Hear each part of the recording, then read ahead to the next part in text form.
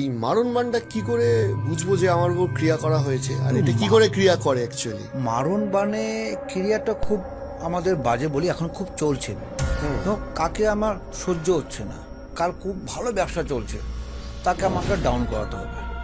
খুব লোকটা খুব অ্যাক্টিভ ছিল আগে, খুব কাজ কর্মক্ষেত্রে, খুব দিন দিন খুব অলস্য হয়ে যাবে, লেজিনেস হয়ে যাবে, খুব রাগ হবে, জেদ হবে প্রচণ্ড, তারপর কোথাও যেতে ইচ্ছা করবে না, অথবা কোনো খাওয়া দাওয়া কম খাবে, ঠিক আছে। বিশেষ করে হচ্ছে পেটে মানে নাভির তলে প্রচুর ব্যথা করবে, নাভির মধ্যে কামড়াবে, ঠিক আছে।